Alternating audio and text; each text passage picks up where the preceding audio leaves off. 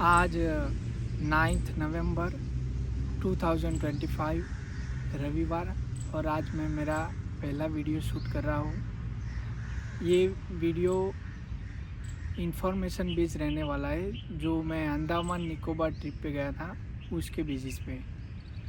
तो मैंने ये ट्रिप की थी अक्टूबर मंथ में, जो अभी अभी गया है। उसमें हम अंडमान और निकोबार गए थे। उधर अंडमान के कुछ आइलैंड्स हैं अलग अलग, तो उसकी फुल इस्नरी इसमें रहने वाली है। तो सबसे पहले अहमदाबाद से अंडमान तो दो तरीके से जा सकते हैं। एक, आप पहला बाय प्लेन चले जाओ, जो कि होता है अंडमान से पोर्ट ब्लेयर। उसका आपको प्लेन मिल जाएगा, डायरेक्ट नहीं मिलेगा, वन स्टॉप मिलेगा। और दूसरा रास्ता ये है कि आप ऐसे जा सकते हैं कि आप इधर से चेन्नई तक ट्रेन में चले जाए, और फिर चेन्नई से अगर आपको इंटरेस्ट है तो चेन्नई से क्रूज़ जाता है। तो ऐसे दो तरीके से, जिसको मल्टीपल वेज में ट्रैवलिंग करना पसंद है वो उस तरह से जा सकता है। तो हम गए थे बाय प्लेन, जो अहमदाबाद से इंडिगो का प्लेन जाता है और कई अदर कंपनीज़ के भी जाते हैं। तो अहमदाबाद से पोर्ट ब्लेयर प्लेन में गए थे और ये हमारी ट्रिप थी 6 दिन की। और रियली बताऊँ तो कि ये 6 दिन की ट्रिप बहुत कम पड़ेगी। अगर आपको सही से घूमना है तो आप चले जाओ 8 या 9 दिन वाली ट्रिप पे, तो अब आप शांति से घूम सकते हो। और वीडियो की शुरुआत करते हैं। तो अंडमान में जो घूमने लायक चीज़ें हैं, तो उसमें मेन आइलैंड आते हैं कि जो पोर्ट ब्लेयर है, कि एयरपोर्ट तो उधर ही मिलेगा, क्योंकि उसके सिवा किसी और टापू पे कोई एयरपोर्ट की सुविधा नहीं है। तो आपको पोर्ट ब्लेयर ही उतरना पड़ेगा। फिर दूसरे दो मेन आइलैंड है, एक हैवलॉक आइलैंड जहाँ पे बहुत सारे लोग जाते हैं, और दूसरा है नेल आइलैंड। और हैवलॉक आइलैंड में भी 4-5 बीचेस है जो घूमने लायक है, और उसमें वाटर एक्टिविटी के एक स्पेशल जो बीच कह सकते हैं वो है। और वैसा ही सेम नेल आइलैंड में भी है, उसमें भी 4 बीचेस हैं, और उसमें से 3 ही काम के हैं, बाकी एक तो कोई जाता नहीं है, रेयर केस में ही जाता है। तो वो अगर आपके पास टाइम है तो आप चले जाओ, वरना ना जाओ, वो टाइम पे डिपेंड करता है। और अब मैं इंफॉर्मेशन दूंगा पोर्ट ब्लेयर की। तो पोर्ट ब्लेयर में घूमने लायक चीज़ें हैं में से जो बहुत सारी चीज़ें हैं वो ऐतिहासिक है।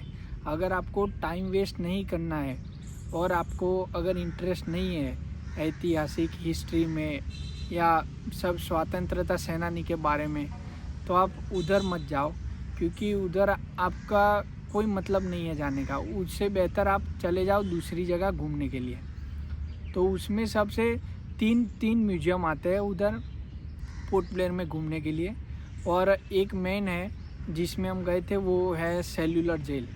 वो जो भी जाता है पोर्ट ब्लेयर वो उधर मस्ट विज़िट करता है, क्योंकि वो वैसे तो इंटरेस्टिंग है कि हम सब जान सकते हैं कि कैसे वो हमारे स्वतंत्रता सेनानी को पहले रखते थे, कि जेल में कैसे बंद रखते थे, उधर क्या क्या सुविधाएं थी उस टाइम पर, अंग्रेज़ों ने कैसा जुल्म किया है, वो सब देख सकते हैं हम उधर जाके आपको गाइड लेना है तो ठीक है, नहीं तो आप ऐसे भी घूम सकते हो।